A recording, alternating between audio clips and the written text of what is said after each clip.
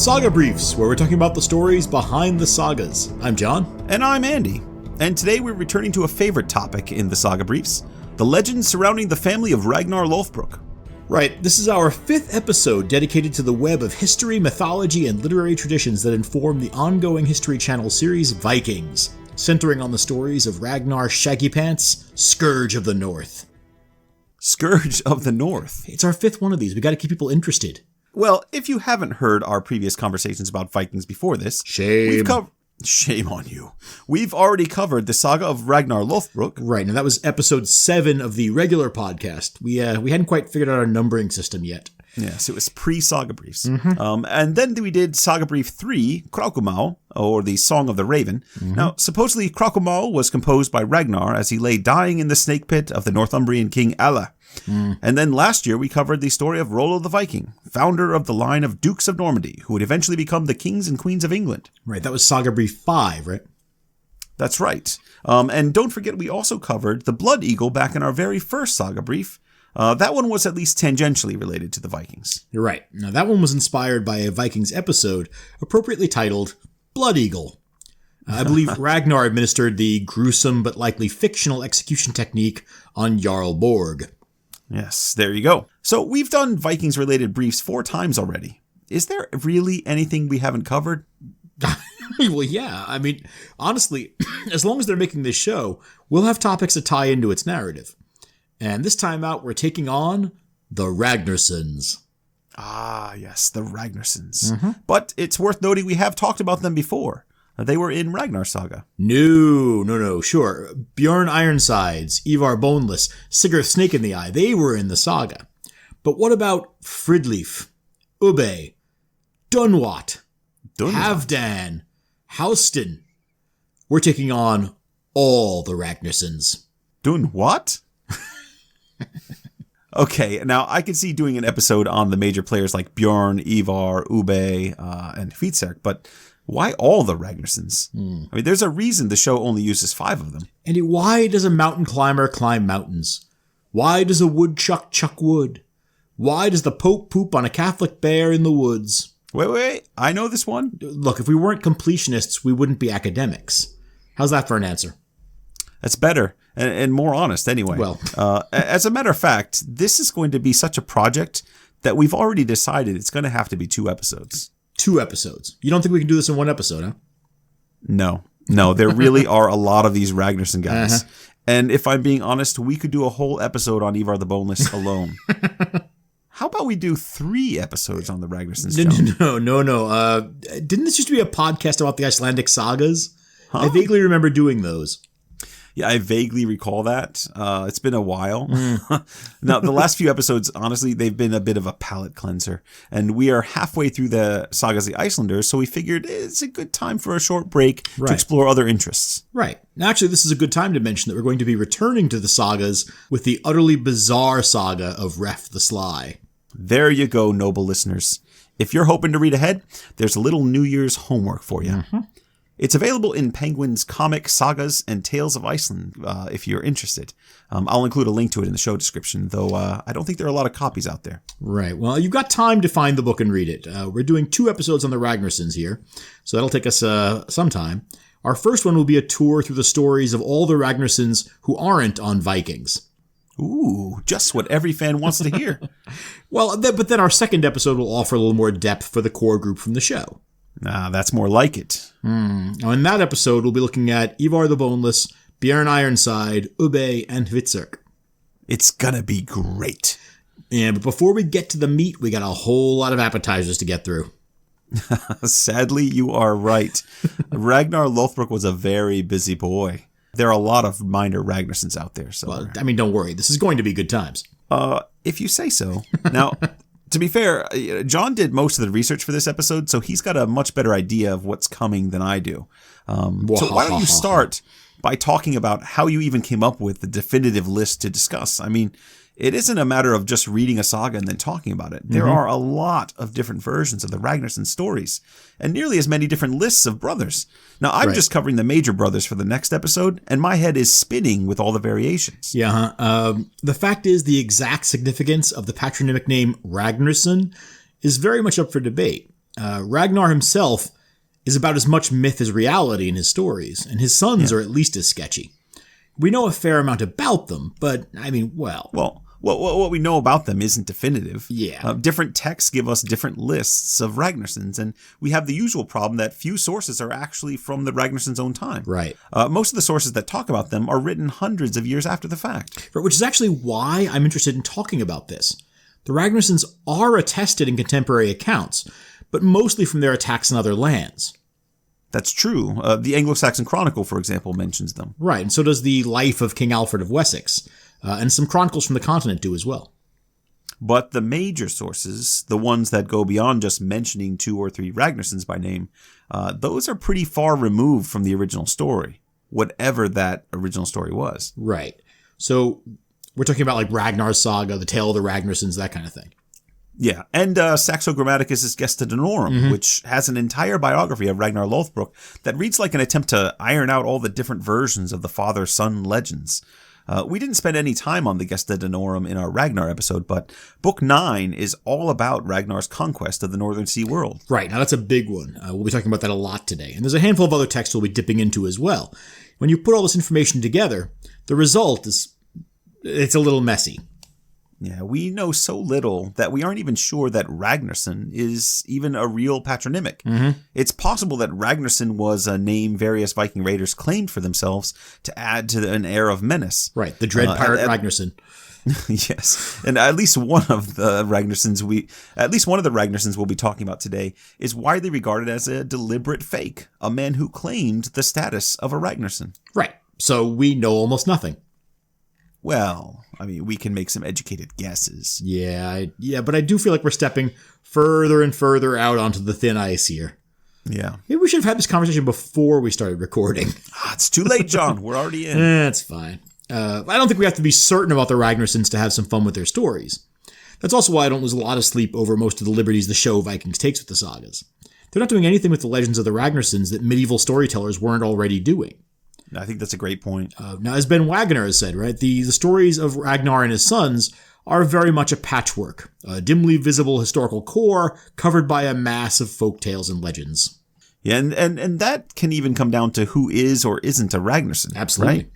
One of the weirder subplots of the show over the last couple of seasons was the minor character of Magnus Ragnarsson, the kid whose mother claimed that he was the son of Ragnar Lothbrok. And last we heard, that turned out to be a false claim, and the kid was kind of unceremoniously sent off. Yeah, he was. Into the mists. With a little backpack. Yeah. a dog at his heels kind of thing. Poor kid. And it's true. There's no Magnus Ragnarsson anywhere in the legends that we could find. Right. But the only name you don't find. Yeah, but right. But claims about parentage in the medieval North can be rather difficult to nail down with any certainty. Right. And for obvious reasons, that's more likely to be the case for paternity than maternity. Can you explain why? I don't understand. Well, Andy, when a man and a woman love each other very much, okay, they make a Ragnarsson. 9 months later, the Ragnarsson is born to the mother, but Ragnar has long since gone away on his ship. Are we sure that the father isn't Odin in disguise? Well, or perhaps one of the many people running around claiming to be Ragnar. Yes, John, but when the author of The Swedish King says something like one of the Ragnarssons died in the army of his brothers, there's kind of an ironic twist to the words, isn't there? I mean, the brothers command an army, but there's also just a lot of these brothers. And in some ways, entire raiding companies do seem to take up the mantle of the Ragnarssons. Actually, literally, once they all begin marching under the Ragnarssons' raven banner. So, as we're going to see, there may not literally be an army of Ragnarssons, but when you put all the sources together, there's at least a very respectable platoon there. That depends entirely on where we look to build our list of Ragnarssons. Right? The Saga of Ragnar Lothbrok lists 7 sons of Ragnar. 2 with Thora Fortressheart, 5 with Aslog Sigurdsdottir. Saxo Grammaticus lists 11 sons and 2 daughters. 3 with Lagertha, 2 with Thora, 1 with a daughter of Earl Esbern, 3 by Svanloga, and 4 others whose parentage is uncertain. And then other texts, like the Anglo-Saxon Chronicle, only mention 3 or 4 altogether. And I found one website that actually claims evidence for 68 total children of Ragnar and his various wives and other partners. Oh, come on. That's clearly an outlier. Yes. I mean, the text might support a number somewhere between 6 and 12 total children. Yeah. But 68? I know. I might edge it up slightly from 6 to 12, but yeah, more or less that's right. So what do you think? Well, there's a deeper problem than that, is what I think. It's not like these stories are all about the same people. No. Yeah, no, they're remarkably inconsistent. Eirik Ragnarsson might be a loyal commander of Ragnar's troops, or a traitor to his father. Ivar might be an impaired man, a shapeshifter, or an able-bodied and exceptionally cruel Viking. Or potentially an impotent one. Right. Ubbe might be a treacherous, illegitimate Ragnarsson, or a Frisian earl with no family connection to Ragnar at all. No, of course. For me, the variety of traditions is the interesting part, though. These brothers, and for the purposes of the conversation, we're going to call them brothers here, are and for any man, no matter how, is my brother. Whoever sheds blood with me this day will be my brother. What I'm trying to say is they were and are an enigma. Writers and historians were working to piece together knowledge about them, or inventing them, perhaps, mostly from reputations and stories. But they were reliant on interpretations built on interpretations. Yeah. And corroborating anything in this is going to be nearly impossible. Yeah. As soon as you scratch the surface of a Ragnarsson's legend, you find several different versions of his story. And sometimes several different people. Yeah, that too, sure. Enough chatter. Since we're starting off with the lesser-known Ragnarssons, I think it's time for... the Ragnarsson Lightning Round. The Ragnarsson Lightning Round. Yep.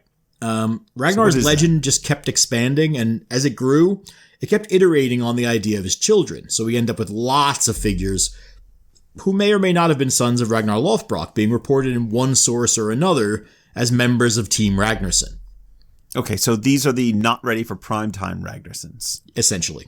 But if we're going to talk about them, we're also going to have to be careful about the ones who are really just different versions of the guys we've already talked about. Well, to the degree that we can. Yeah, I mean, there's a fair amount of speculation here, to the point that I'm not even sure this is worthwhile the more we talk about it. I mean, why are we starting with a lightning round, and why are we doing this at all? Way to sell the bacon. We're doing it because we can, Andy. All right, so how's it all going to work? Well, I'll name a Ragnarsson, and we get a few minutes to talk about him. A few minutes? Let's say 3 minutes. 3 minutes. Come on. 5. Not more than 5. Have we ever talked about anything in less than 5 minutes? I mean, we're still in the intro. 10. 10 minutes or less. Well, I'm hoping for 3, but let's see how it goes here in the express lane at the Ragnarsson supermarket. Okay, who's first, John? Well, I think since we're splitting the sons into 2 groups, we should probably start with the only controversial choice we have to make. Ooh, a controversy. Love it. Sigurd, Snake in the Eye. I know this guy.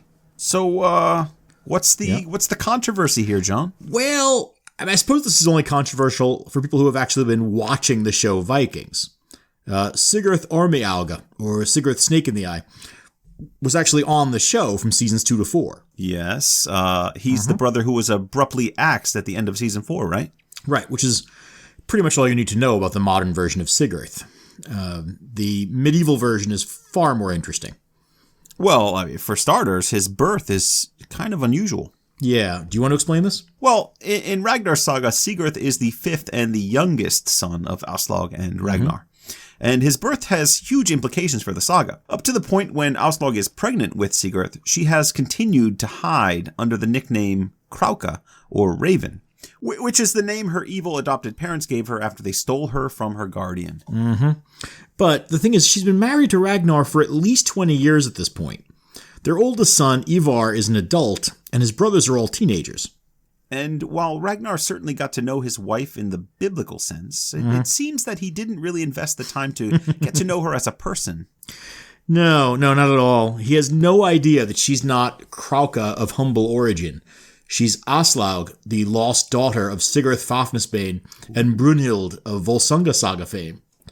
You'd think that might be the sort of information that would come up at some point in a 20-year marriage. You would think so, but it appears she can keep a secret. Yes, she can. Although I don't know why she wants to, but it's kind of like the joke about the monk who breaks a 20-year silence to complain that his food is cold. Oh, yeah. Why didn't you say anything in all this time? Everything was fine before. Yeah. So there's a reason for Aslog to reveal herself now. Yes, Ragnar's friends have convinced him to get engaged to a princess, Ingebjorg, the daughter of King Eystein of Sweden. Now, they don't think that Krauka, who's from a poor family with no connections, is really the kind of worthy wife a man of Ragnar's stature deserves. So Aslog reveals her lineage in order to stop Ragnar from leaving her. Yes, essentially, she tells him, you know that I am pregnant. On that child will be a mark, which will look like a serpent lying in the child's eye. And somehow that proves that she is the daughter of Sigurd Fafnersbane. Yeah, it's probably best not to examine that logic too closely. Well, it's a snake in the eye, and he killed the... Yeah. The point is she's right. The baby's born with a serpent image in his eye, and Ragnar finds this highly convincing. Somehow. And maybe she had one of those 3D sonograms before. There you go. And they looked at it really closely, and she's like, I got to explain this somehow. Probably not. Right. And so the child is named Sigurd for his grandfather, the Dragon Slayer. Kind of cool. Right. And that's one hell of a legacy to have to live up to. Yeah. Sigurd as a grandfather, Brunhild as a grandmother, and Ragnar as a father. Yeah, but young Sigurd's up to the challenge. At the age of 3, he persuades his brothers to help their mother avenge their half-brothers Eirik and Agnar with this verse. It will take us 3 nights. If you are troubled, mother, far must we brothers travel, for our forces to be ready. I'm sorry, this is the first time I'm reading this. Can you tell? No, I cannot. It will take us 3 nights. It is extremely convincing. It will take us 3 nights, if you are troubled, mother. Far must we brothers travel, for our forces to be ready. If blade edge aids us, Eystein the king shall not hold Uppsala's high seat, though he offers hoarded wealth. Right. 3 years old, the magic number for precocious youth in the sagas. Yep, and Sigurd's career is certainly that of a man with a destiny shaped for him. He turns out to be something of a troublemaker, but an exciting one. Now, he's got that snaky gleam in his eye, but I have to take issue with something you've said here. Really? Yeah, the text I read doesn't say anything about Sigurd being born with a serpent in his eye. How dare thee? And what text dares to contradict the most plausible saga of Ragnar Lothbrok? Nothing less than the Gesta Danorum of Saxo Grammaticus. Oh, okay. Well, carry on then. That's right. I trump your deuce. Saxo doesn't attach much significance to Sigurd's birth. He's just listed as one of several brothers born in a span of a few years, along with Bjorn, Agnar, and Ivar. When Sigurd is in his teens, he and his brothers accompany Ragnar and Lagertha in a battle against the Scanian and Jutish peoples of southern Sweden. The 2 armies meet at Linnaeus Field. It means woolly field. Was there a woolly bully on that field? Woolly bully. Oh, a woolly field, though. Is it a sheepfold, maybe? That's a good question. I don't think so. It seems to be a misunderstanding of a local place name. The Norse is Uleraker, which could be wool acre, which does sound slightly sheepish. But it probably refers to Uleraker in Uppsala. Oh, that's right. Ulsland, as in the god Ul. Right, exactly. Now, that's a whole other digression, and this is probably the site of an assembly, possibly one where people swore on Ul's ring. But the point is that Ragnar and his family are successful in their attack, and Ivar in particular shone bright. The point is that Ragnar and his family are successful in the attack, and Ivar in particular shows signs of his future greatness. But Sigurd is badly injured in the battle, and is found after the fight face down and dying of his wounds. Probably dying on a pile of sheep turds, if I'm... No, it's not that kind of field, I'm telling you. Oh, okay. Sigurd is brought to some local healers who can't do anything about his injuries. But then Sigurd receives a visitor. And I'll just read from the text here. A certain man of remarkable size came then, and approached Sigurd's bed, and promised that he could rejoice and be whole once more if he promised to consecrate to the man the souls of all those Sigurd defeated in battle. The huge man did not conceal his name, but said that he was called Rostar. Now, Rostar is a pretty clear stand-in for Odin. Yeah. Yeah, and this is a dangerous deal. There's a reason why people generally tried to keep Odin at arm's length. He wasn't necessarily the nicest of gods for people, and any deal made with him tended to be to his advantage. Well, I mean, sure, but Sigurd's dying. What has he got to lose? I don't know. Let's talk to Faustus about that. Nice. But Sigurd is hardly Faustus, and Odin's not exactly Mephistopheles either. And from Sigurd's perspective, this is the best offer he's going to be given. So he agrees to Rostar or Odin's terms. Sure. What could go wrong?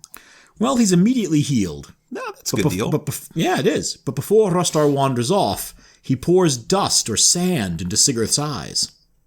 So Odin's a beach bully now. No. Those who witness the moment swear that the dust forms clouds that look like miniature serpents over his eyes. It's interesting. So it's the sand scrapes his eyes and scars them. I guess, although it really just seems to be over his eyes. Like it's sort of the cloud rises above his face. Because he's laying in bed, remember? Yeah. So an old woman sees the serpents and is so horrified that she faints. And Saxo says that these serpents are a sign that Odin singled Sigurd out to be a man of exceptional cruelty. And that, he concludes, is how he got the name Snake Eye. All right. Now that's a slightly cooler story, but yeah, it is. It's also way more sinister. Now, Saga Sigurd was a cute little kid who kind of went on to become a successful warrior and leader and had a lot of kids. Now, this version sounds like he just made a deal to become Odin's personal executioner. Yeah, and I think it's about right.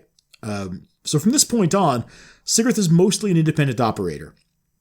He's given charge of parts of Scotland and occasionally sails to his father's aid over the next few years. But he doesn't really take up a major role again in Saxo's text until after Ragnar's death. Now, meanwhile, in the sagas, he's treated as a much younger boy. Still the precocious lad who recites poetry and sails with his brothers and his mom. But in both texts, the turning point comes when they find out about Ragnar's death in the English snake pit. Yeah. Now, remind us what Ragnar's saga says about that. Well, it says that the four brothers, Bjorn, Hvitserk, Ivar, and Sigurd, are all together when they get the news. Now, Sigurd and Hvitserk were playing a Hneftafel game, and they both stopped playing to hear the news. Hvitserk had just taken one of Sigurd's pieces, and as he listens, he gripped the piece so hard that his fingers ruptured and blood spurted out from them. Oof. And Sigurd, who was cleaning his fingernails with a knife, stabbed his finger so deeply that his knife stuck in the bone. But, the saga author says, he didn't notice and didn't flinch. Now that's Ragnarsson myth-making at its best right there. Now, on the other hand, Saxo says... Wait, what about Ivar, who sits there all chill and sets the plan? We're not talking about Ivar right now. All right, fine. Next episode, people. Saxo tells us that Sigurd was so overcome upon learning of his father's death that he plunged the spear he was holding deep into his own foot. Clumsy. For he wished to hurt some part of his body severely, that he might the more patiently bear the wound in his soul. Oh, that's poetic. By this act he showed at once his bravery and his grief, and bore his lot like a son who is afflicted yet steadfast. I guess you are steadfast once you pin your foot to the ground. It's not going anywhere. Wow. No, that's really, really nice. Kind of poetic even. It is. A bit more emotive also. Yeah. Which, well, I guess really isn't surprising. I mean, Saxo is consciously imitating classical epics in his narrative. And the idea of manful displays of grief fit into that. True, yeah, absolutely. Sigurd and his brothers I like it. At that point set out for England and for revenge. We're going to be covering the story of the Great Heathen Army in our next episode, so for now we don't need to say a whole lot about the raid. Yeah, well, we should talk about the actual death of Allah. Okay, but just do it briefly. Well, we're trying to stick within our 3-minute guideline here, aren't we? Yeah, we said, what did we say, 5 minutes? It's only been like 2 so far, right? Yeah, right. Well, different texts credit different sons with the actual killing and blood-eagling of King Ella. Right, now blood-eagling we've covered on the podcast before, as we said. This is the practice, or at least the literary dramatization of a practice, in which a victim's back was carved open and eventually everted, causing a gruesome death. You don't hear the word everted very often, do you? Well, you don't cut people's backs open very often. Now, not all texts do say that King Ella was blood-eagled. Some, including the Anglo-Saxon Chronicles, seem to suggest that King Ella died in battle against the Ragnarssons' army.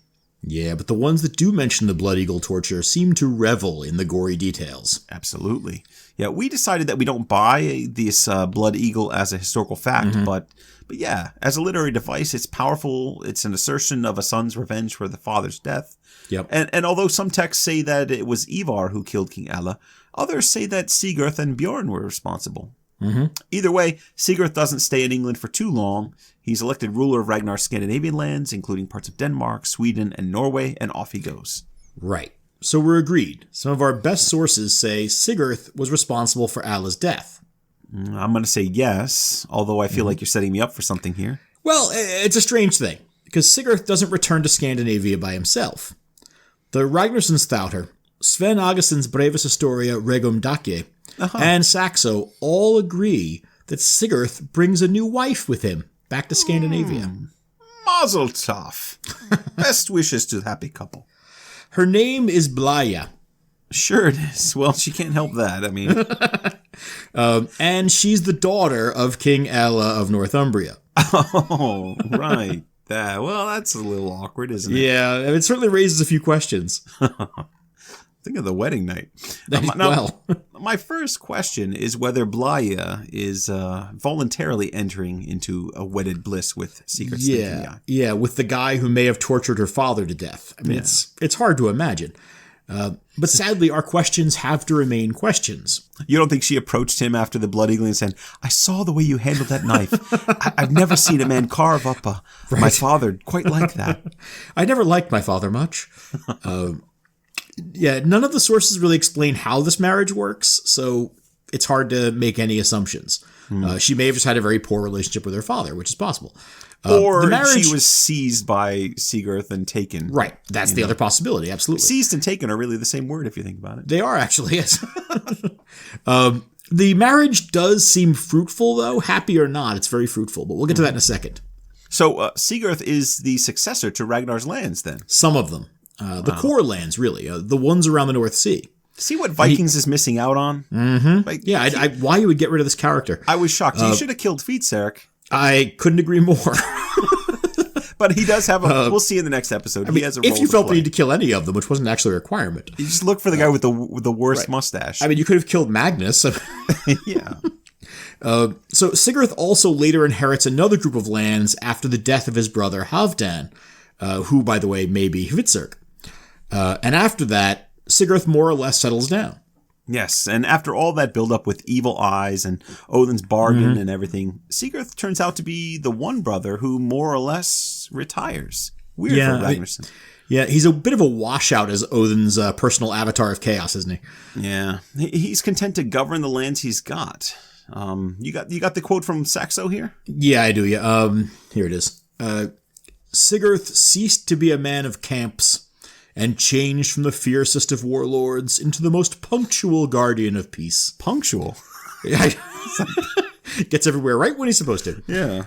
He's like a wizard. He arrives exactly when he means to. Fortune so favored his change of pursuits that no foe ever attacked him, nor he any foe. And so he died.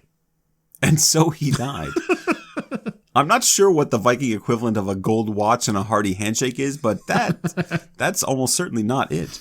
Well, I mean, in some ways, Sigurd's greatest contribution to the Ragnarsson legend is that he does settle down and raise a family. Yes. He and Blaya have 3 daughters and 1 or 2 sons. His descendants include famous Norwegians and Icelanders. I smell a genealogical name dump coming. Just a little one. Let's do it. Sigurd's daughter, Thora, is the mother of Olaf the White. Olaf marries Al the Deep-Minded. So all the prominent men and women of that line can claim Sigurd as an ancestor. Pretty cool. That's right. Which means, basically, most of the important people in the southwest of medieval Iceland. Yep. That's cool. And in addition to that, one tradition says that his descendants include a number of Norwegian kings. Of course. Including Harald Bluetooth, Sven Forkbeard, Sigurd Hart, and Knut the Great. That is an impressive list. But I actually think you're underselling this a little. Underselling it? Yeah, I think so. I mean, look, if Sigurd is the great-great-grandfather of Sven Forkbeard, he's the direct ancestor of 4 English kings from Sven through Harthacnut. True, that's a good point. Yes, it is. Which means that Sigurd is the Ragnarsson whose family line completes the conquest of England begun by the Great Heathen Army and the Ragnarssons in the 9th century. Now, how is Vikings going to accomplish that when they already killed this kid? Right, so they killed the kid off. Come on! Yeah, see, I hadn't thought of it that way, but that's true. And that actually has another implication. The descendants of Olaf the White and Aud the Deep-Minded include Thorstein the Red, Thord Yeller, Thorstein Kugason, Thorfinn Karlsefni, and Ari the Learned. And all of them are 4th or 5th cousins of the Anglo-Scandinavian kings of England. It's so nice. That's the kind of thing that gets me excited. This is why we do this, to work out that Sigurd Snake in the Eye is a genetic nexus point for the North Sea Norwegian diaspora. Yeah, not bad for a guy who started his career by getting sand thrown in his face. Charles Atlas, eat your heart out. So that was 2 minutes, right? 3 minutes? The 2, 4 at tops. All right. Rognvald Ragnarsson. Wait a minute. We're covering Rognvald? Yep. We know about Rognvald. We covered him when we talked about Ragnar Saga. There's not much to say here, if I remember correctly. I know, but this is supposed to be a full tour. We have to at least include all the sons mentioned in Ragnar's actual saga. Well, this one we might actually hit our 2 to 3 minute mark on. Well, we might. Besides, I know it's crazy, but we have to entertain the possibility that not everyone remembers a brief discussion of a minor character from an episode we recorded nearly 4 years ago. What? Slackers. All right, then. Well, this is a pretty straightforward story, I believe. The list of Swedish kings, which we mentioned earlier, sums up the life of Rognvald Ragnarsson in its usual unadorned style. Rognvald, Ragnar's 4th son by Auslog, fell in adolescence in the army of his brothers. Well, I mean, that's not fair. It's pretty fair. All right, let's at least give the kid his due. Rognvald travels with his older brothers Ivar, Halfdan, and Bjorn to Hvitserk. He's a kid, so I mean he's a like a tween. So he's left in charge of the ships while the others lead the raid. Now this is the brothers' first raid, and they've chosen a doozy. The people of Hvitserk have 2 magical bulls they unleash on their enemies in battle. Always with those magical bulls. It almost is very Celtic, But no one is a bigger fan of the magic bulls than I am, especially apart from the Celts. Sibylla. But 2 magic bulls. It's kind of overkill, isn't it? Yeah, no, it's not even enough kill, as it turns out. Ivar shoots both bulls. Of course he does. And the battle turns into a rout. Rognvald decides he wants to join in the fun, but when he charges into the enemy force, he's killed almost immediately. And so it goes. That's the story of Rognvald. Rognvald is the lost Ragnarsson. He dies young without ever really having a chance to prove himself. Yeah, no, that's really his legacy en toto. In most texts, he's not even mentioned at all. And when he is, he's too young to do anything of note. Saxo Grammaticus mentions him only once to note in passing that Ragnar doesn't bring him along on a raid in Sweden because he's not old enough. Yeah. And when he is mentioned, as he is in the Swedish Kings or in Ragnar's Saga, he dies in his first battle. Yeah. I never really thought about it, but in that respect, the decision to kill off Sigurd Snake in the Eye on the show Vikings kind of captured that sense of wasted potential pretty well. Sigurd is kind of that show's Rognvald. You know what? Don't start trying to excuse that. I'm not excusing it. If anything, what I'm saying is that the show successfully recreated the completely unsatisfying narrative of a half-remembered figure. It's not a compliment. A half-remembered figure with an unsatisfying narrative. Well, it's not the greatest epitaph, Rognvald, but it's all yours. Sorry about that. And that was 3 minutes. There we go. See? Our average is improving. Ulvi Ragnarsson. Pass? What? I'm going to pass. This isn't $100,000 Pyramid, man. You can't just skip poor Ulvi and move on to the next one.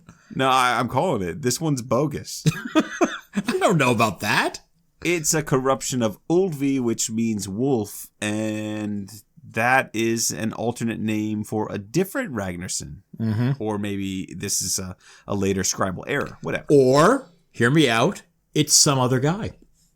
No, but let's just say for the purpose of this experiment that it's possible. We don't have time to go into every single one of these. Didn't you say there's somewhere between 6 and 68 children of Ragnar? Are you going to give me 54 different Ragnarssons to go? No, we're not covering all of those. Well, how many are we covering? Between 13 and 18, depending. What, 18? I'm going to blow up my mic. Maybe not. It's going to depend on how many we decide are actually different names for the same person. Then I vote no on Ulvi. He doesn't need any discussion. We have day jobs, and I've got a family job. All right. And 2 dogs. When they dig up Ulvi's grave somewhere in Scotland in 5 years, you're going to feel very silly. But okay. Ulvi, we hardly knew ye. Wait, we don't get anything about him at all? That's what you said. Who is he? Yeah, you can deal with the complaints from people. Ulvi's family. When the Twitter feed blows up with people complaining about Ulvi Ragnarsson being left out, direct your complaints to Andy Frager.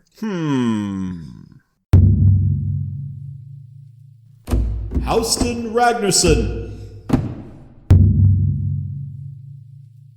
Hastein? Yeah. Did you say Hastein? Is it Hastein? Hastein? No. What are we going with here, Hastein. As in, Hastein, we have a problem. Okay. All right. Well, I remember this guy. He's one of Rollo's men, right? Yeah, we very talked good, about yeah. him. It's a little more complicated than that, but yes, Hastein was one of the Viking leaders at the Siege of Paris.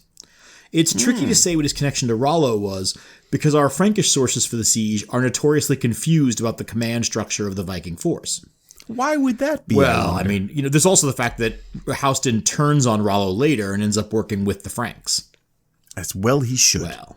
Okay, but we didn't talk about him being a Ragnarsson in that episode, did we? No, we didn't. And that's because it's entirely possible that he wasn't one. Or that he was maybe a family relation or possibly a retainer.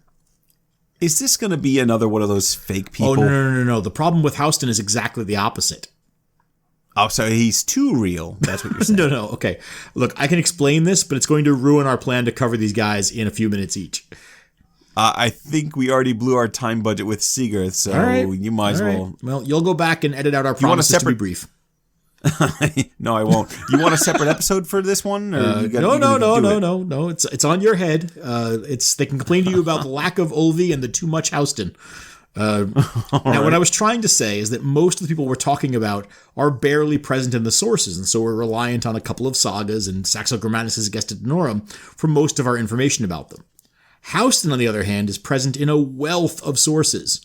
Dudo of St. Quentin, William of Jumej, Asser's Life of King Alfred, the Annals of Saint Bertin, the Anglo-Saxon Chronicles. He's He's well known. Yeah, he's famous. He's infamous, which means he's more than famous. In his time, he was probably. I wonder if anybody gets that. There's got to be at least a couple of the Three Amigos fans out there. I mean, if people like The Princess Bride, yeah, exactly. They must know that one. So in his time, same era. Hastein may have been better known than Ragnar Lothbrok. Please substantiate that. Okay, I should put that a little differently. I think he's more widely known than Ragnar. He's known in more places. And he shares Ragnar's talent for showing up in different places with remarkable speed. In fact, if that's true, why isn't he in the Vikings show? Well, I mean, it does seem like they're kind of edging Halfdan the Black into that role. Right? Because remember that Hastein, one of his sort of big career moves is that he accompanies Bjorn into the Mediterranean. So it's possible that they're kind of edging us into that move there. Interesting. So I don't know. Well, tell us more about see how that turns out. But so in at least one text, Hastein is reported on being in both sides of the same battle. So we have to also consider the possibility that he's more than one guy, that this is multiple people being folded together. Or he's pulling off the Picard maneuver. I don't know if you're a Star Trek Next Generation guy, but the Picard maneuver, you see, is when you use warp speed. Go on. Now I'm going to give you all the rope you need to hang yourself on this one. Can we move on? I desperately wish you would. So, can anyone tell that I'm not a Star Trek fan? Yeah, but you love Star Wars. I'll hang Star Wars references all day long. I do not get Star Trek. I'm sorry to all you Trekkies out there. Because Trekkers, one of the two actually, tries to move our society forward. Yes. The other one is actually realistic and relevant. I'm not sure about that.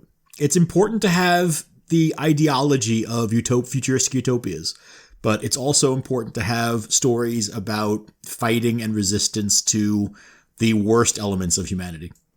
I don't see how that's relevant. You don't see the situation we find ourselves. Oh no! Why would that be relevant?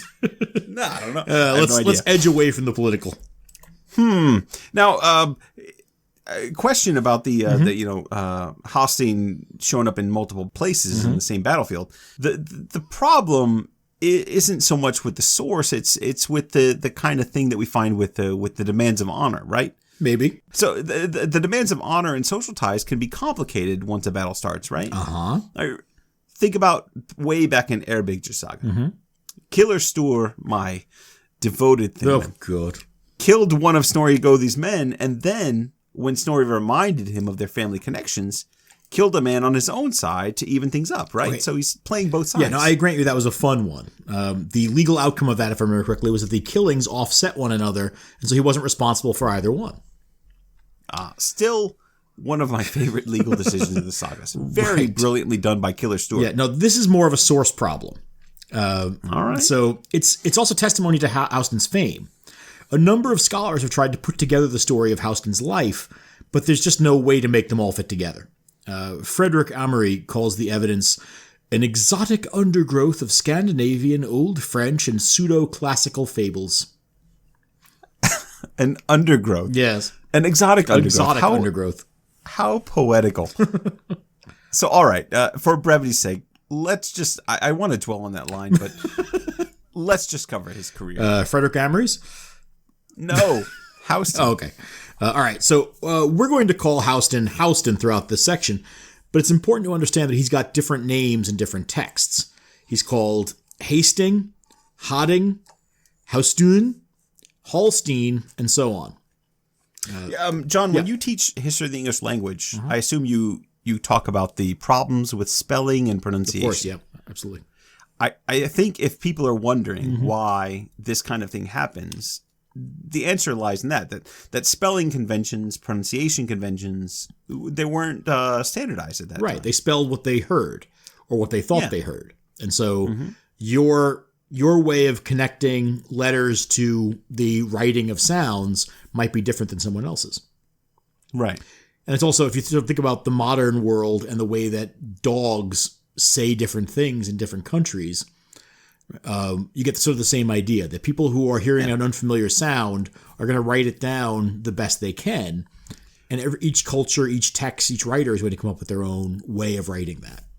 Right. Now, when I joined the Peace Corps and I was assigned to the Far East of Russia, one of the most surprising, there are a lot of things that were very surprising about that experience, but one of the things that shocked me when I first got there was that dogs in Russia don't say bark, they say goff, goff. Goff, goff.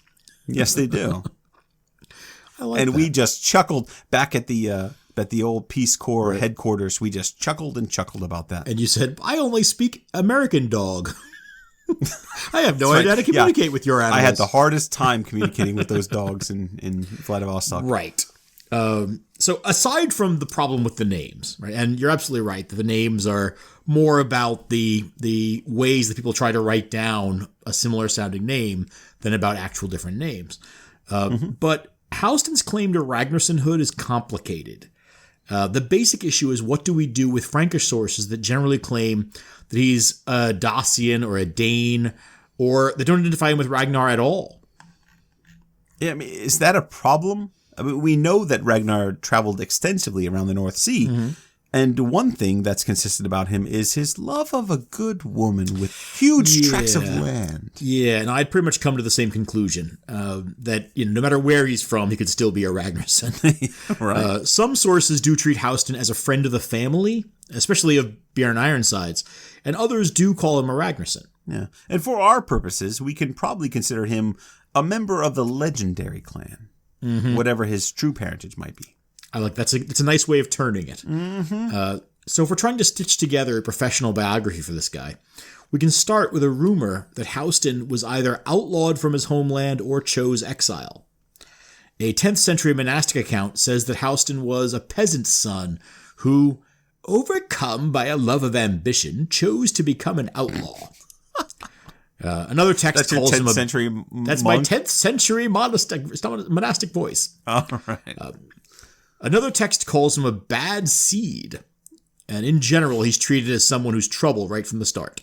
Now, some of that is obviously colored by the fact that most accounts of his career are written by his victims.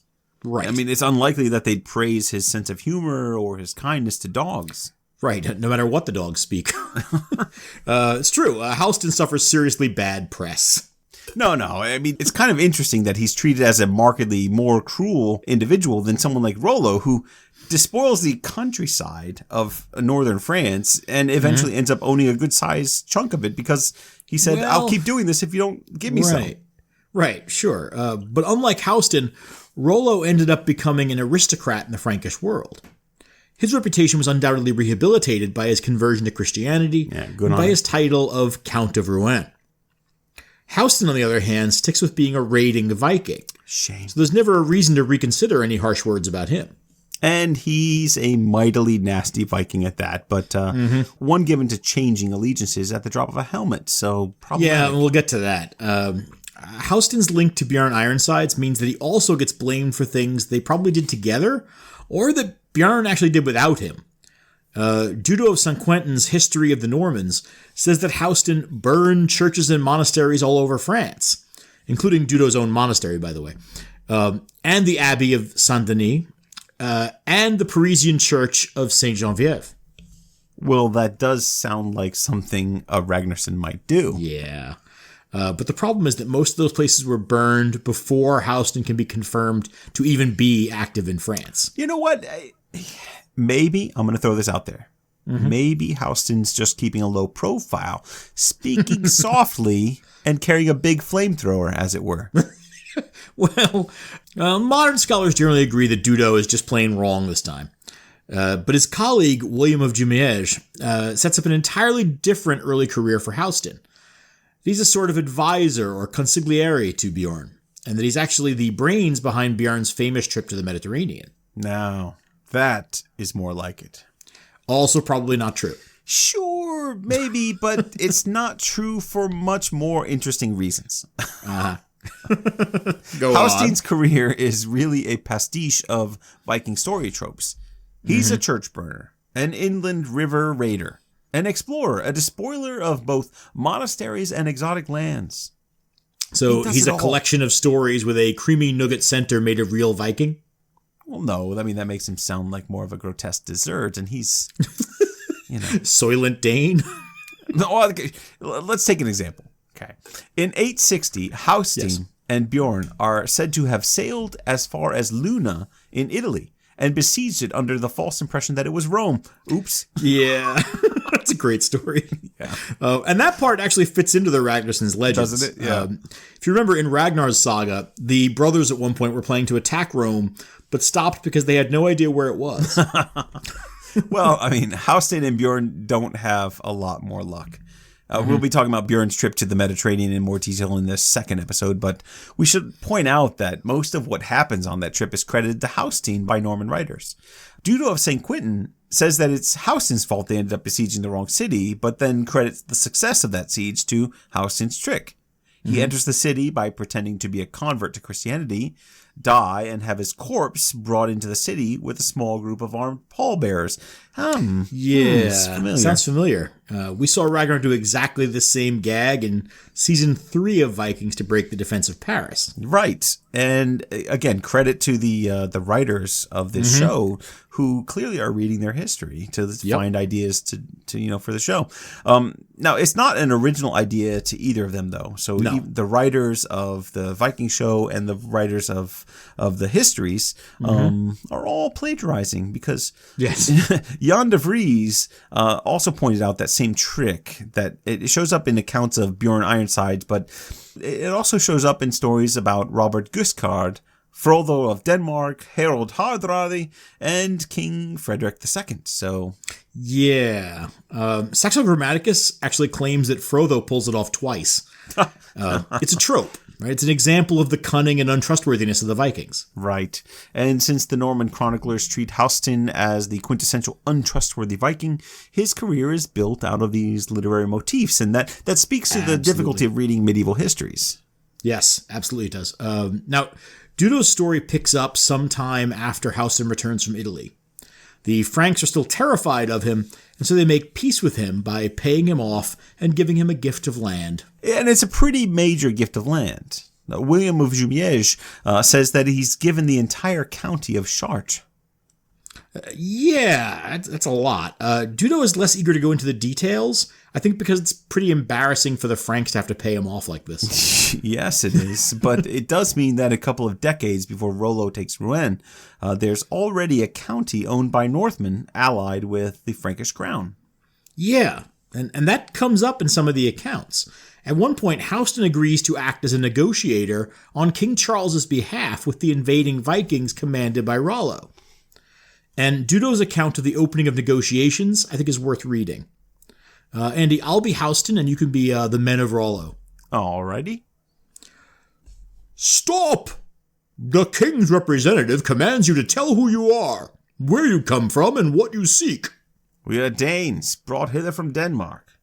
We've come to conquer Francia. Under what title does your leader go? By none, we're all of equal authority together.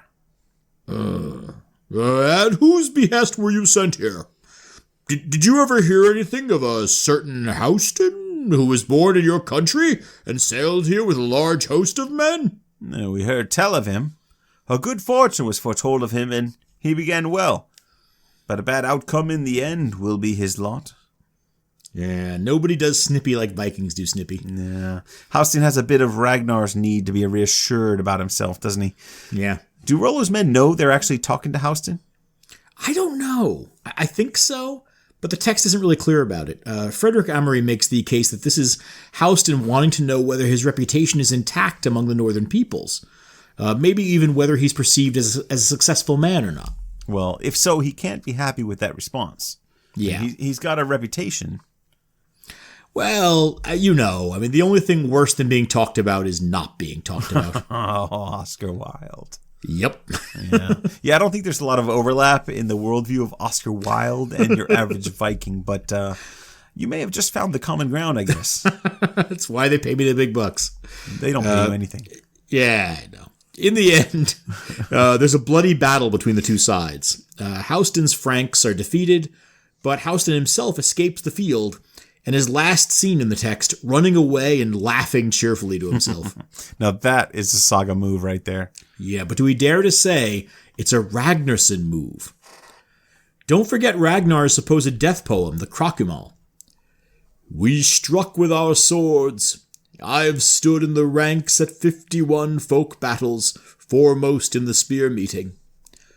Now on the high bench boldly I'll drink beer with the gods. Hope of life is lost to me now. Laughing I shall die. It's definitely a quality of warriors in the sagas to act unconcerned in moments of peril. We can probably say it's one of the most admirable traits of a warrior, and so it shows up as a compliment to saga figures. No, that's quite right. The degree to which it also shows up in the stories of Ragnar and his sons doesn't tell us how exemplary they were as warriors.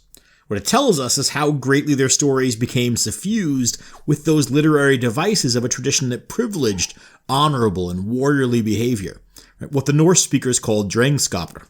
Yeah, Ben Wagner makes a point about Ragnar that his story is almost universally recognizable as a celebration of a certain kind of masculinity. Even in the Victorian era, Ragnar's poems were read and thought to have a Byronic quality to them. Huh. Well, now, that's interesting. Hastein isn't necessarily one of the best examples among the Ragnarssons of honorable manly behavior, but again, we have to remember that we're relying heavily on the writings of people who had reasons to demonize him. Yeah, the elements of his character that come through do seem to suggest a man with a sense of honor, I think. A somewhat quirky sense of honor, maybe, but still, honor. Well, honor's a funny thing. And you're right, but we have to remember that honor and morality are not the same thing. Right? You can be an honorable man by the standards of saga writers without being sort of a moral man. Sure. Not to mention that Hastein, like, say, Rollo, is a figure whose character is in the eye of the beholder. Right? So we get Hastein the Ravager and Turncoat, but also the playful trickster who fools his way into fortified cities and laughs his way off a battlefield. Yeah. We have stories of Hastein burning churches up and down the rivers of Francia, but also we get the story of Hastein's horn. Oh, yes. Yeah, explain that one. I have to credit Frederick Amory for this one. I wasn't familiar with the text it comes from, which is the 11th century Historia Eversionis Monasteris in Florenti Veteris. What? You weren't familiar with the Historia? For shame, John.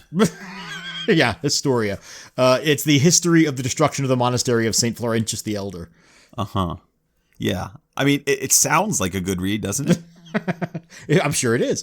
Now, this story comes later in Haustein's life when a monk dispatched to try to recover a ruined monastery, which Hastein or his men had despoiled, returns to the lost monastery. He clears away rubble and vegetation from the site, but then decides it would be wise to visit Hastein and offer him gifts in exchange for the confirmation of Haustein's protection of the monastery. Good idea. Yeah, you know. Hastein kisses the monk on the cheeks in a sign of Christian peace and gives him the gift of an ivory horn, which he calls Thunder, which, if blown from within a monastery's walls, will warn any of Haustein's men that the monastery is under his personal protection. See, now you would have expected him to kill the monk for some reason. Yeah. This is an unexpected story for Hastein. It really is. Amory brings it up as part of an argument that Haustein's story ends up being interlaced with elements of the Song of Roland. I guess there's some merits to that, actually. There's a horn, right? Yeah, the politics of the region are so complicated in this period. I don't think it's fair to think of the Vikings as clear stand-ins for the Saracens in the story. Right. It's really more story elements that are cropping up, and it's not hard to imagine that an 11th century writer in France who introduces a story of an important and named horn might have Roland's Oliphant in mind. Right. I mean, he almost has to, right? Although I'm not so much interested in the rehabilitation of Haustein's character that the story shows. I don't think it's really about him at all. I think it's about reasserting the monastery's claim to its own legal and spiritual sovereignty. Yeah. Right? It's a legal document, in other words. It's a story about how even a violent and tricksy Ragnarsson acknowledges St. Florentius' claim to the land and to the monastery. Yeah, I can see that as well, and there are a lot of texts like that. Okay, so now the final part of Hastein's story comes when he arrives in England around 892 with a reputation as the lusty and terrifying old warrior of France. Har, har, har. Now, he engages in raids against King Alfred and spends 4 years capturing and losing strongholds in the southeast of the kingdom. At one point, he controls Milton in Kent, and he takes several villages in Essex as well. Now, ultimately, he isn't able to keep the lands he takes, though in 896 he returns to France, where he finally, somewhere around the age of 80, which is very impressive, disappears from the historical narrative altogether. Right. Yeah, it is impressive if we assume it's the same guy all the way through. But as a mythical figure, in any case, it's quite a career. It really is. Now, the Anglo-Saxon Chronicle includes an anecdote that I love in the middle of all this. At one point, King Alfred's army, this is Alfred of England, has cut Haustein's in half, and Hastein is forced to negotiate to reunite his forces. Now, as part of those negotiations, Hastein agrees to have his 2 sons baptized, and Alfred stands as sponsor to the older son. Well. Which means, according to the Anglo-Saxon Chronicle, King Alfred was godfather to one of the grandsons of Ragnar Lothbrok. That's unbelievable in more ways than one. Well, yes. But of course, it doesn't mean that Hastein or his sons actually embrace Christianity or stop being a thorn in Alfred's side. Yeah, I mean, just to be clear, most writers never tried to rehabilitate Hastein at all. The chroniclers mostly hate him, to be honest. Dudo of St. Quentin's eulogy for Hastein pretty much sums him up. This was a man accursed, fierce, mightily cruel, and savage, hostile, somber, truculent, given to outrage, pestilent and untrustworthy, fickle and lawless. He was a death-dealing, uncouth man, fertile in ruses, a warmonger general, a traitor, fomenter of evil, and a double-dyed liar. So, he's not a fan, then? No, I don't think you liked him. I'm sensing a definite chilliness there. Yeah. Big on the thesaurus, wasn't he? Yes, he was. So Hastein may be the longest lived of all the pseudo-Ragnarssons, but he never really mellowed with age. No. All right, John, who's up next? Eirik and Agnar Ragnarsson. Great. Now, this is more like it. We're back to the Ragnarssons attested in Ragnar Saga. Right, we are, but that doesn't mean that we're not still dealing with some strangeness. Right. According to Ragnar Saga, these are his firstborn sons, the children of his first wife, Thora Fortressheart. Right, so should we have covered them first then? It's too late for that now, although you're the one that picked the order of these things. Well, I figure you'll just rearrange it however you want. No, we'll just keep it. So, besides, as we'll see later, it's not universally agreed that these two are Ragnar's oldest sons, so it doesn't really matter where you put them. Scandalous. Yes. Now, we told the story of Ragnar's marriage to Thora back in our episode on Ragnar Saga, so why don't we just remind everyone of it now since it's been a while. Sure. So it begins with Ragnar learning of a woman named Thora, the daughter of Jarl Harald, who is being held prisoner by a giant serpent. Yeah, it's all surprisingly fairy tale-like. It sure is, yes. And Harald's clearly read his Hans Christian Andersen because he knows what's expected of him. Hans Christian Andersen. Okay. Is that from something? It's a Mr. Science Theater reference. Okay. Carry on. Anyway, he knows what's expected of him in this situation. He offers his daughter's hand to anyone who can rescue her. Yeah, that checks out. That's pretty standard. It is. Now, Ragnar secretly dresses in tar-stiffened clothes and brings a massive spear with a loose head on it. He kills the serpent, and the tar trousers protect him from the monster's bite. Then he sneaks away, leaving the head of his spear in the serpent's wound. And later, the Jarl holds a public forum to learn the identity of the man whose overly long shaft fits the spearhead. Right, and we really can't emphasize enough, although we've tried, how phallic this entire thing is. I mean, it's Act 3 of Cinderella, but with a man and his long shaft. And when Ragnar unveils his shaft... Excuse me while I whip this out. Oh, dear. He gains a wife and a nickname all at once. Yeah, you might want to rephrase that slightly. Oh no. The nickname isn't about his shaft. Oh. It's about his stiff pants. Yeah, that's not a lot better. The tar, though. The pants stiffened with tar. I see. So he becomes known as Ragnar Lothbrok, which can be translated as hairy pants or foul breeches. Foul breeches. Imagine. And he and Thora have two sons, Eirik and Agnar, and then, sadly, Thora dies of an illness. All right, so we have two major sources for Thora's boys. Yeah, Thora and Ragnar. That's right. No. Two sources. No. No, that's how babies happen, John. The two... I shun you. Two literary sources is what I'm saying. Ragnar's Saga, obviously, and the Tale of Ragnar's Sons. And this is where we see a bit of controversy about Eirik and Agnar. Right? Their actual story doesn't change much. They grow up and form a partnership, raiding together around Scandinavia with some success. Eventually, they run afoul of King Eystein Belli of Sweden. They fight a battle, but Agnar is killed and Eirik is captured. So that entire story happens in both the saga and the tale. So where's the controversy? Well, the controversy is that in the saga, Eirik and Agnar run afoul of Eystein after Dear Daddy Ragnar contracts a bigamous marriage to Eystein's daughter and then backs out of it. Oh, right. Now, Ragnar's men convinced him that his marriage to Aslog, who he knows as Krauka, the peasant's daughter, is well beneath him. Somehow he's been married to her for years and had 3 kids with her, and it's never really come up that she's the daughter of Sigurd Fafnisbane and Brunhild. Seems like the kind of thing you'd mention. Well, it's important to keep a bit of mystery in a marriage, I think. I mean, for example, I like to hide my wife's car keys when she's running late. That's sweet. Yeah, she likes it. So as we said earlier, the misunderstanding between Ragnar and Aslog gets resolved when their next son, Sigurd, is born with that serpent in his eye. Right. Which somehow proves he's the grandson of Sigurd Fafnisbane. Right. Now, in that version of the story, Eirik and Agnar are essentially stand-ins for their father, or maybe patsies for their father. Eystein can't take revenge on Ragnar directly, so he attacks the sons instead. In the Ragnarssons' Thata, though, Eirik and Agnar are in competition with Ragnar. Yes, in this version, Eirik and Agnar have been seeking tribute from Ragnar's lands for themselves. So Ragnar sets up Eystein as his underking in northern Sweden, with instructions to defend the land against the Ragnarssons if necessary. See, I really enjoy it when we get to see the intrusion of the storyteller's art into these narratives.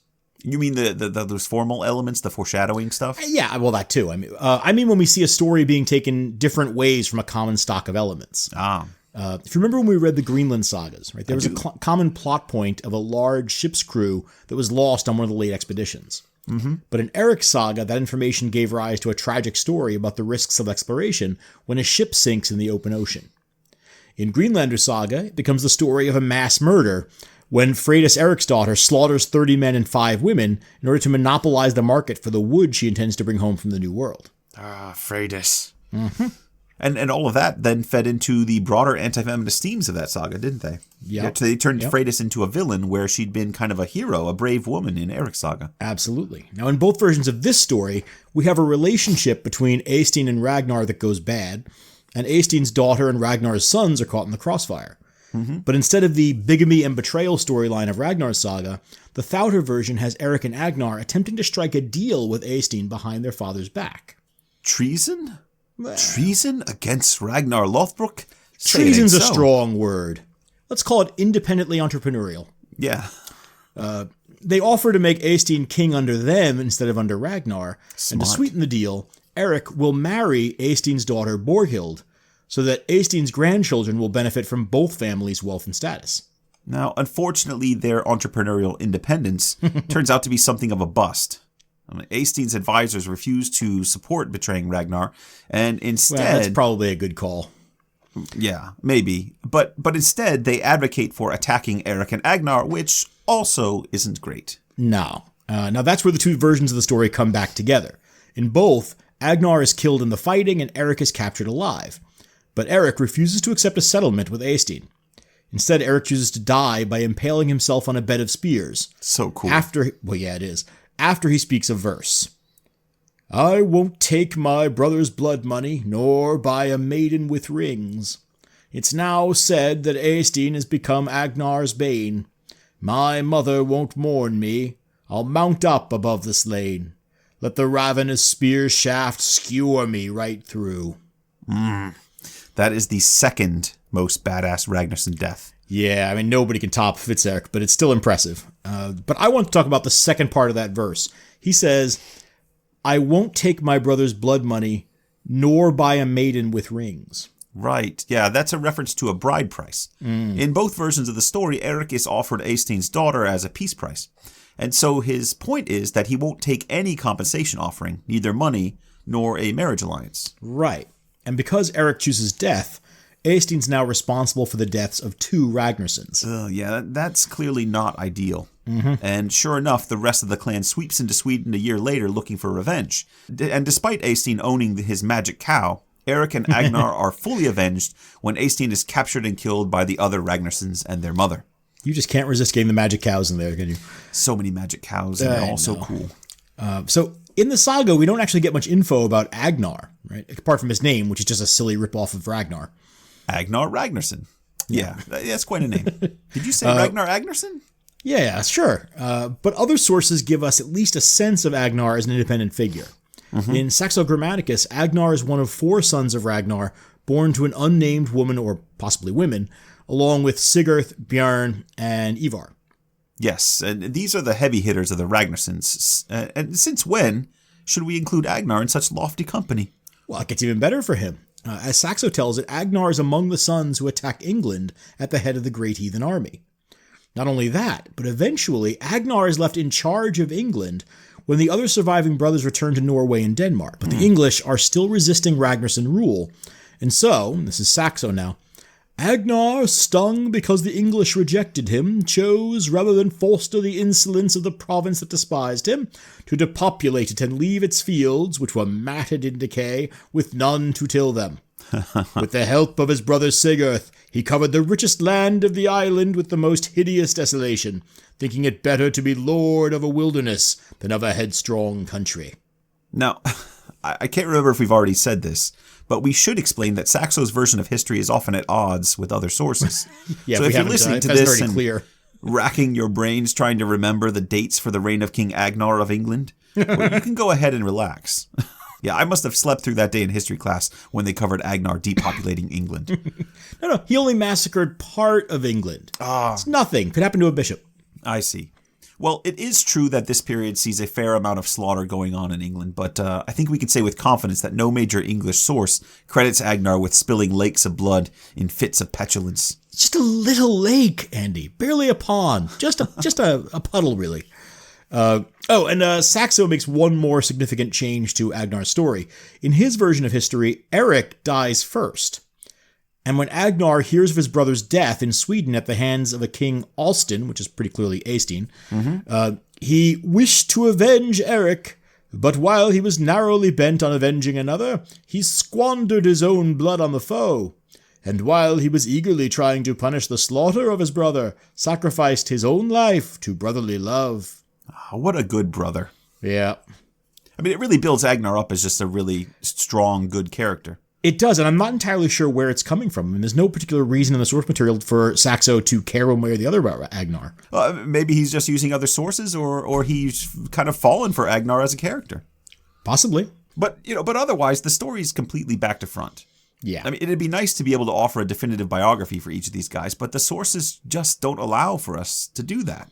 The biography of a Ragnarsson is more like an impressionist painting than a photograph, if you think of it. Look at you, Mr. Metaphor. Mr. Simile, I should say. What does come through each of these stories is the bond between Agnar and Eirik. All right, that's true. Anything else we want to say about these two losers? You're not impressed by that at all. Nope. Well, there's a bit more to go on for Eirik. For one thing, we do have a nickname alert, or really more than one, actually. Nicknames. I knew you'd eventually work us around to that. Hey, you get your magic cows, I get my nicknames. To thine own self be true and all that. Okay. Eirik is identified as Eirik the Wind Hat or Eirik Weather Hat in multiple chronicles. I wonder if it's because when he had to pass gas, he would always put his hat over his rear. Oh, dear. No? Is it some kind of novelty war helmet or something? Right. So if we shift to the highbrow, maybe it's like a highbrow Viking version of a who farted hat. What's the highbrow version of that? I don't know. Or is it more like Thor's winged helmet in the Marvel comics? Yeah, no. I think you were right the first time. It's a who farted helmet wrought in runic script. Nice. I would totally buy one of those and put it on. I can't lie, else. you probably would. Yeah. We'll get the blacksmiths working on that and see if we can't get them in stock for next year's Christmas rush. Visit the Saga store and see if you can find yourself a Who Farted helmet. No, according to the Swedish Chronicle, Chronicle, we should put a shirt up there. Who farted written in runes? Written in runes? Yeah, nice. So the name comes from Eric's unusually good luck in finding favorable sea winds as a ship's captain. So it has nothing to do with farting. Sorry. But Saxo Grammaticus... Yeah, I'm sorry. Saxo Grammaticus names Eirik, son of Ragnar, as Eirik the Lonely. Aww. Or possibly Eirik the Eloquent. He could be eloquent and lonely. So he's got a different kind of control over the wind if he's eloquent, though, right? He's more of a verbal. Right. I think that's better than Eirik the Flatulent, I guess. Both or neither of those nicknames may have belonged to Eirik. It's pretty clear that these stories are at least semi-legendary. For that matter, we're edging into some pretty dicey territory in terms of clear connections to the Ragnarssons. This Eirik ends up being connected to some other legendary Eiriks in Yngling Saga and a few related texts. Right. Yeah, Yngling Saga is eventually going to be its own subject, but for now, we should probably stick to what we know about the actual Ragnarssons. Yeah, when we put Yngling Saga on the list of things we'll get to someday. Well, we've done that because people have asked us to do Yngling Saga, and we've always said, one day. Right. Heimskringla, the entire Heimskringla someday. Yeah. But for now, we need to turn to Fridleif Ragnarsson. So, this is one of our more obscure Ragnarssons. Fridleif. Yeah. Yeah, I almost forgot about him, and I think with good reason. Yeah, that's understandable. He's actually got a pretty solid biography, to be honest. Fridleif is one of the sons of Ragnar, who we know primarily from the account of Ragnar's life in Saxo Grammaticus, in the Gesta Danorum. Yeah, so we've mentioned before that in Ragnar's saga, Ragnar has two wives, Thora Fortressheart and Aslaug Sigurdsdóttir. But in the Gesta, a different woman is named as Ragnar's first wife, and her name is the very obscure, you probably never heard of her, Lagertha. Yeah, where have I heard that name before? Well, it's obviously familiar to anyone who watches the Vikings program, and we're both big Lagertha fans around here. Well, the story of TV Lagertha is similar to the Gesta Danorum version in some clear ways. Like her literary namesake, Lagertha has taken up the reins of power and made her way independent of Ragnar on the show. Mm-hmm. Also like the literary Lagertha, she has one son with Ragnar, although they also have 2 unnamed daughters. Right. But unlike the show, Lagertha's son is not Bjorn Ironsides. Right. It is Fridleif. Indeed. Now, Fridleif is a loyal son to Ragnar throughout the Gesta, and mostly works as an underking to Ragnar in Norway and elsewhere. He doesn't get a lot of attention, so we can still cover his story pretty quickly. Mm-hmm. Yeah. So, as you know, the clock's ticking, so we're going to do this really not. 2 minutes, 3 minutes? Yeah, we broke the clock a while back. Now, we said Fridleif's loyal to Ragnar, but what that means in practice is that he spends a lot of time covering for his dad's foibles or cleaning up his messes. Ragnar is not the most responsible human being. No. Well, what's nice about the story in Saxo is that you get so much more of Ragnar. Yes. In his saga, he doesn't really do much after the fairy tale stuff is over. That's true. Although, yeah, he's much more active and I think much more violent in Saxo's version. Yeah. Now, at various points, Fridleif is set as the Underking of Norway, the Earl of the Orkneys, and a military leader over part of Sweden. All of those sort of because he's sort of standing in for Ragnar while Ragnar's off doing something else. Mm-hmm. And every other time he's mentioned, he's involved in one of his father's schemes, destroying enemies of the family or trying to stabilize the lands Ragnar conquers. Yeah, well, he also takes a minor role in his father's plan to win the hand of Thor Fortressheart. Mm-hmm. When Ragnar sneaks off to single-handedly kill the giant serpent holding Thor hostage, he commends his men to Fridleif and orders them to remain loyal to Fridleif in case anything goes wrong with the plan. What could go wrong with his plan? He's going to wear a pair of hairy pants. And dip it's them in a the ice. cunning plan. Yes. Well, as it happens, Ragnar does succeed. Sure. In Saxo with the help of icy pants rather than tar-covered pants.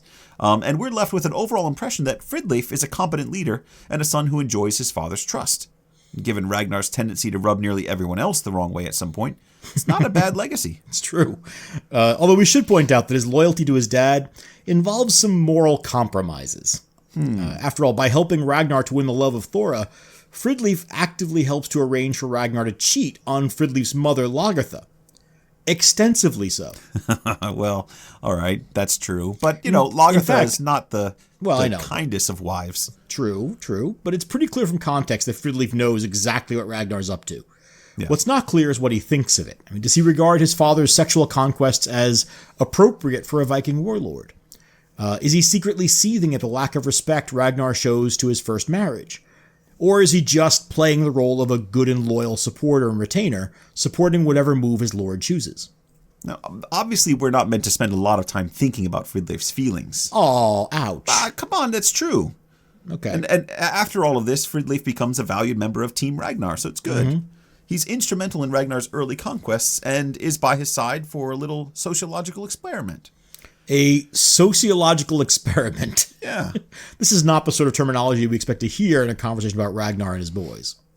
Well, Ragnar's time with Thora is brief but happy, and when she dies some years later, as in the saga, Ragnar is devastated.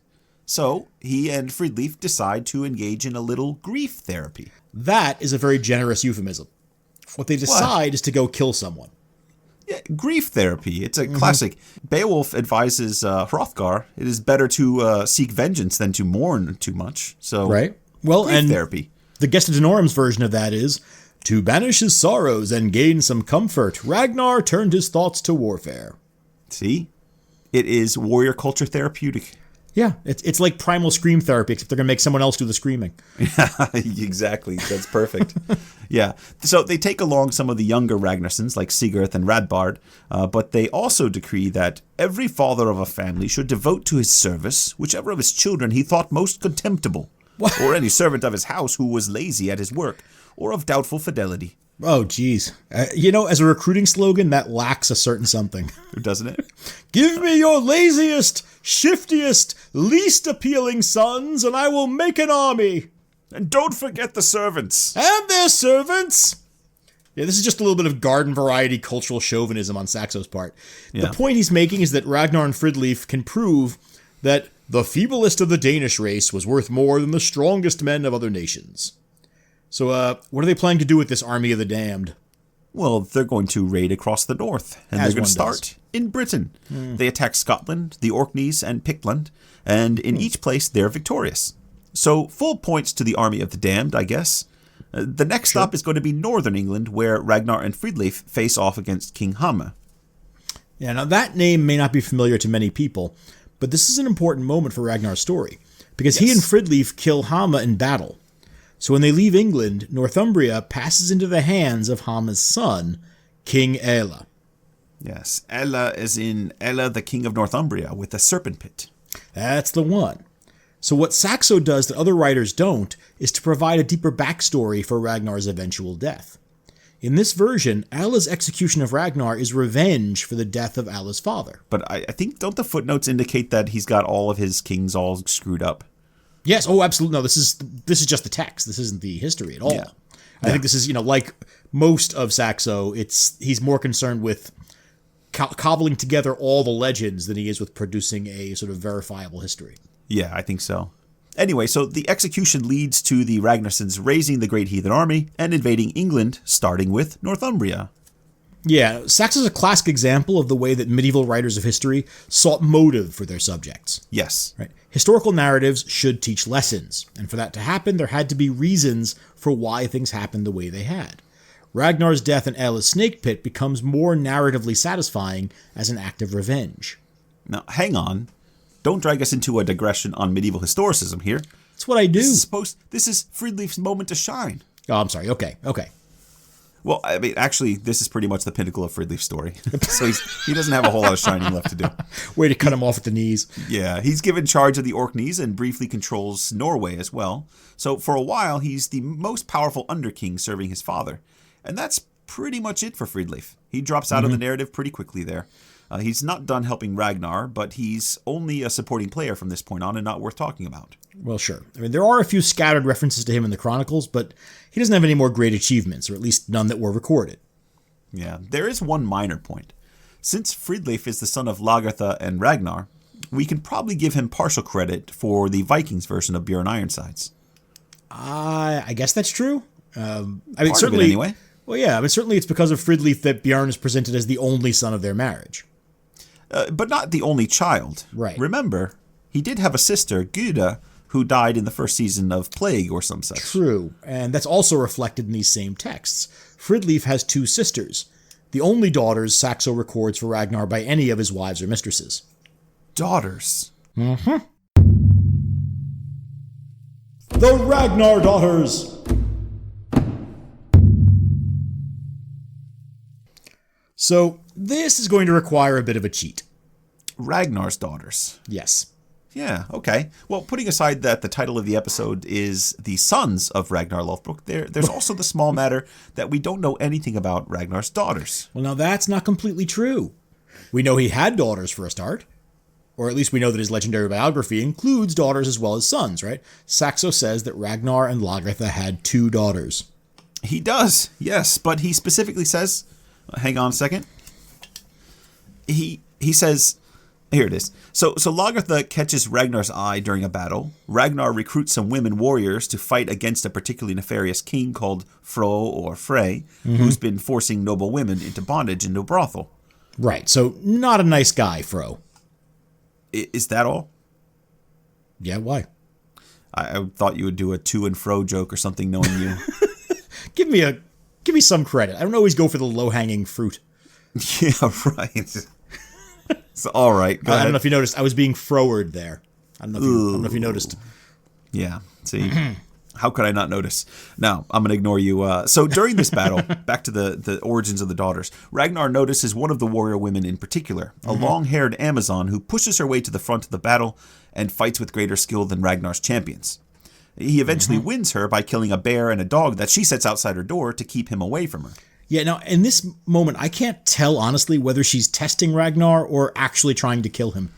I think it feels to me like there's a kind of a Brunhilde element to it, that there's these tests that he's got to pass. Right. But it also seems like she genuinely doesn't like him or want him near her. Well, so, that's I don't know. Lagertha, right? Yeah. And they seem like a good match once they get together. I mean, for Ragnar, this is basically foreplay. Remember, he kills a giant serpent to get to Thor Fortress Heart, so it's just That's par a good for the point. course. Right. Although I feel we're getting close to a really specific fetish here. Murdering a guardian animal as a way of setting the mood. Ah, yeah. Oh, yeah. That and a bit of Courvoisier. Some Courvoisier and a dead dog at the doorstep. Actually killed one of Thora's dogs, too. One of Aslog's dogs, too. Yes, he does. That's terrible. He really does. This is his thing. This is his way of... This is his Barry Manilow album. You see with that dead animal, baby? You know what that means. Sounds a little It's possibly the dubious. whitest reference I've ever made. I think anyone else would have said Barry White. So all of this seems very morally dubious to me and kind of expensive. But anyway, it works, and Lagertha and Ragnar marry, possibly against her will. Right. And Saxo says, by this marriage they had 2 daughters, whose names have not come down to us, and a son called Fridleif. Well, all I can say is Saxo should have read more widely. Oh, so what have you got up your sleeve this time? No tricks, nothing up my sleeve. But we do know at least one daughter's name. Where do you get that? The Book of Icelandic Settlement, the Landnama book, Yes. records a jarl in England named Steinar the Hound, Steinar Hunder, who marries Eilov, the daughter of Ragnar Lothbrok. Of course it would be in there. I mean, we've talked about the Book of Settlements many times before. And for anyone who doesn't recall, it's a 12th century text to which records the migration of the Norse to Iceland starting in 870. Right. So Eilov Ragnar's daughter isn't recorded as leaving England, but her son, Alvun Kartpol, emigrates to Iceland. And his descendants include Asgir, who's the son-in-law of Ingemund the Old in Vatnsdæla Saga, and Bishop Gizur, the second bishop of Iceland. Steinar and Eilov also have another son and a daughter. Now, that's a great example of the difficulty in navigating this pastiche of history and legend in early Icelandic texts. A single text, most likely written by multiple authors, creates a seamless genealogical narrative from the daughter of a semi-legendary figure to a historically verifiable bishop of Iceland. Yeah, there's actually another point in addition to that. Which is... Well, the author, or at least one of the authors of the Book of Settlements, is Ari the Learned. And a little while ago, we just established... Yeah, go ahead. We established that Ari is also a descendant of a Ragnarsson. Right, Sigurd. Which means we obliterated the line between real history and cultural myth a while ago. Yeah. Now, Ragnar and his family have a habit of doing that. All right. Well, enough with the daughters, because there's really nothing there. Who's next? Radbard and Dunwat Ragnarsson. Another twofer. We're doing Radbard and Dunwat at the same time. Yeah, I mean, they're mostly treated as a team in the literature, so I figured we might as well honor that tradition. Well, I mean, actually, it makes sense. And really, the first thing to say about them is that Radbard and Dunwat are more or less stand-ins for Eirik and Agnar Ragnarsson. So just go back and listen to the previous sections. And... No. You should probably explain yourself, because it's not quite that simple. Well, we talked about Eirik and Agnar about 10 minutes ago, and they're the 2 sons of Thora Fortressheart and Ragnar Lothbrok, but in some sources, mainly Saxo Grammaticus, Eirik and Agnar are the sons from a different relationship, and Thora's 2 sons are Radbard and Dunwat instead. Right. Now, we have to stop and say these names are starting to sound slightly made up. I know they're real, I know they're from the text, but they have the feel of names made up of bits of real names, like Tom John or Sam Nerrick. I think we said earlier that Radbard sounds like a villain in a Disney movie. Right. Yeah. And honestly, Tom John and Sam Nerrick, I'm fairly certain that you just made those up. Oh, now. You know what? I'm not going to tell you where I found those. I'm going to leave it to our listeners to educate you about where those came from. Oh, okay. All right. Get us back to Ratbeard and Dance-A-Lot. So these two are... No, it's Radbard and Dunwat. Yeah. Anyway, they're among the gang of sons Ragnar hauls around with him in the Gesta Danorum. They fight alongside their younger brothers, Ivar the Boneless and Sigurd Snake in the Eye in Norway, and later accompany Ragnar to Scotland. Now, this is the raid where Ragnar is deliberately using the worst men he can find, right? Yeah, it's his rehabilitation program for troubled Danish youths. What's a youth? It's multiple youths. And it works beautifully. They defeat a combined force of Scots and Picts, and Ragnar then places Radbard and Sigurd in control of the newly gained lands. Now, wait, you mentioned Picts. You made a reference to Pictland earlier, and I meant to bring it up then. Well, they're a tribe of Celts. Right. Saxo's not always precise in his naming of non-Scandinavian peoples. Okay, so Redburn is an earl in Scotland now. What about Dingbat? Why didn't he get a land to rule like his brother? Dunwat. Dunwat continues to travel with Ragnar. He helps to install Fridleif and Bjorn as underkings of Norway, and later they make Eric Windhat the Lord of Sweden. Classy.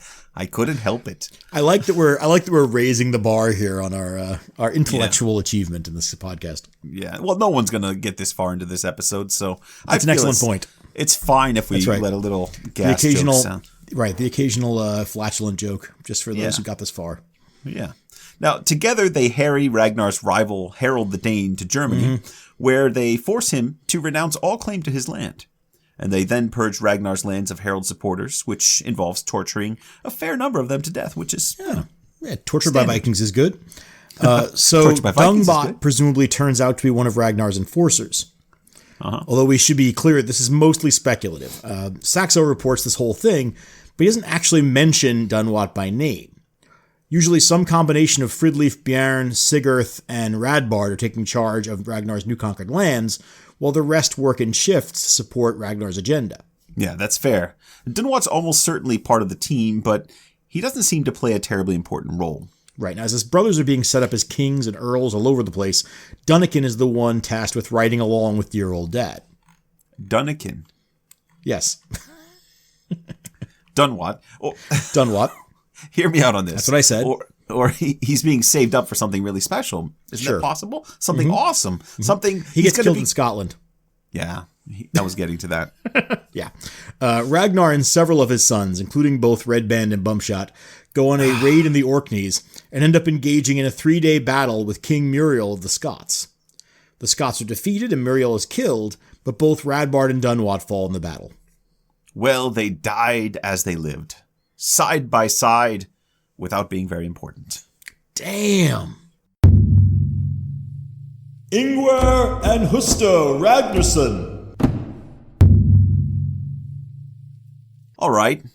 Ingvar and Husto, you say? That's right.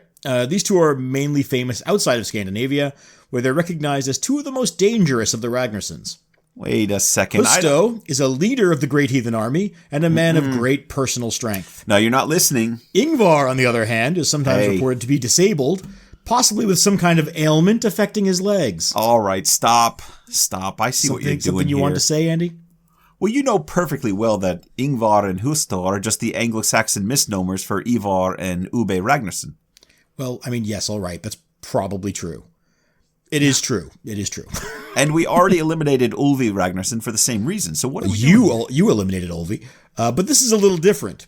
This pair, who we should be clear are almost certainly Ivar and Ubbe, are widely attested in their own right. For example, when Abbo of Fleury writes the authoritative source for medieval England on the life of St. Edmund, he includes the account of Edmund's death at the hands of the leaders of the Great Heathen Army, and he gives their names as Ingvar and Husto.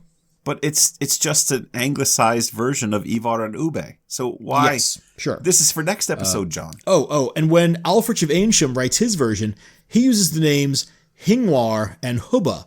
Yeah. Alfred does add they were accompanied by a third leader, but since that leader's name is the Devil, we can probably assume he's editorializing. So you're saying that when it comes to naming the Ragnarssons, the devil's in the details. I wasn't saying that because that's terrible. Are you proud of yourself for that one? No. So ignoring that. In fact, I'm embarrassed. In retrospect, I'm embarrassed. What we can learn from surveying all these texts is that the only constant is inconsistency. Well, I mean, it's true that the English chroniclers use English and Norse versions of the names inconsistently, so it's hard to know what they're up to with these names sometimes. But we can put those names back together and compile them under a single Ragnarsson. Maybe, but the writers don't always make it easy for us. For example, in the Tale of the Ragnarssons, Ivar, Ingvar, and Husto all appear together as three brothers. You're just being difficult on purpose. A little, yeah. Now, we know that Ingvar and Ingwar are anglicized versions of Ivar's name. The trick is that it's not always clear that Norse writers knew that. Which means... so if a Norse writer is using an anglicized source, they might mistake the English Ingvar for a separate person for Ivar. Conceivably, yeah. And the same might go for Husto or Hubba and Ubbe. They're all dialectical versions of the same name and probably the same Ragnarsson. But to contemporary sources, they might end up as different people. And so their stories then might diverge as well. That's just clumsy scholarship, John. Well, I mean, it's a little like what we mentioned with Hastein and Hastein. Right? And we'll see this again next time with Hvitserk Ragnarsson, who may or may not also be Hastein Ragnarsson. Yeah.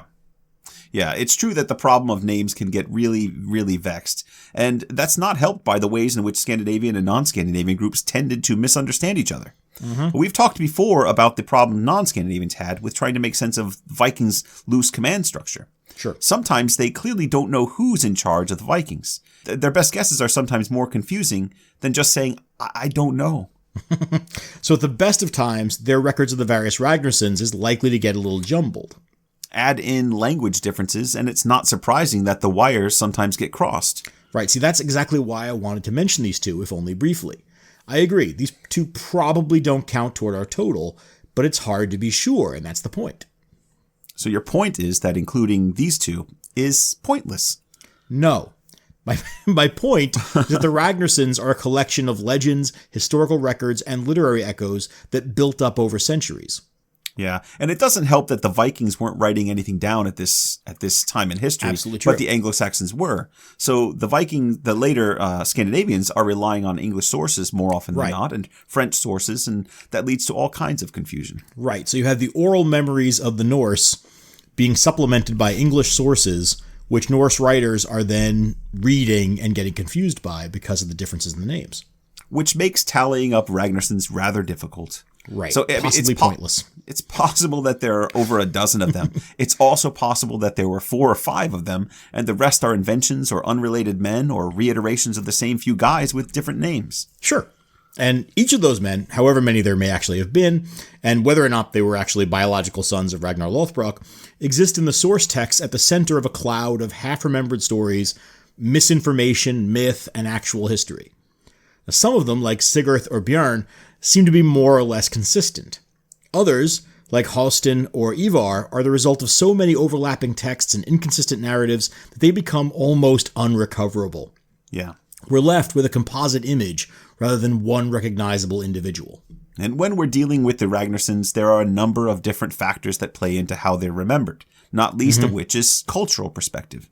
A Norseman who thinks of Sigurd Snake in the Eye as the ancestor of a line of kings is going to think of the Ragnarssons very differently than an Englishman raised on stories of the deaths of King Alla and Edmund. Right, sure, of course. That'd be a hell of a bedtime story. All right, one more story before bed, children. Should we do the time Ingvar and Husto carved a blood eagle on the back of King Alla? Or how King Edmund's severed head called out in the night? Oh, King Edmund, King Edmund. No, I'd rather kids learned that kind of thing at home instead of on the streets, though, you know? Sure. Absolutely. It's also possible that the entire family is more legend than reality. Completely unhistorical, you mean? Yeah. I'm not really sure that I want to go that far. Yeah, no, I mean, they're closer to something like the collection of stories of English outlaws that eventually turn into the Robin Hood tradition. Okay. Yeah, that kind of thing I would allow. You're very kind.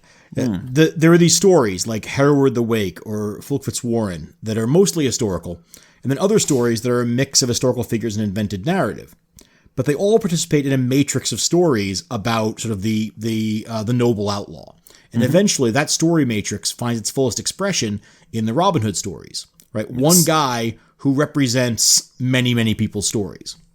So by that logic, the Ragnarssons are a result of the combined reality of Viking raids, the confusion of non-Scandinavians about who's who among the Norse raiders, and the accumulated legends of a century's worth of famous Viking warriors. More or less, yeah. I'd add that there's a fair amount of broader folkloric and cultural storytelling elements mixed in there as well. And remember Ivar's cow wrestling and Sigurd's snake eye, right? And fighting serpents that are guarding young damsels in distress. Absolutely. And that repeated motif of Ragnar killing a guardian animal before he reaches his wife. Yeah. But for now, we can say with some certainty that there's somewhere between 0 and 100% accuracy to the Ragnarsson stories. That's a bold stand, but I'm willing to take it.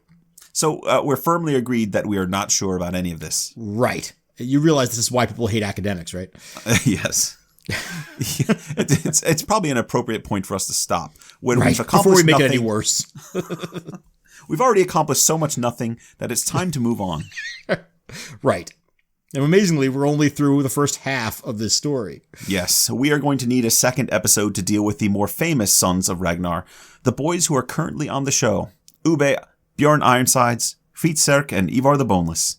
I'm really looking forward to those. Yes, so we will be back in a couple of weeks with that episode, and then we'll be returning to our exploration of the Sagas of the Icelanders. Yeah, until then, please let us know what you thought of all this. Do you have a favorite Ragnarsson or Ragnar daughter?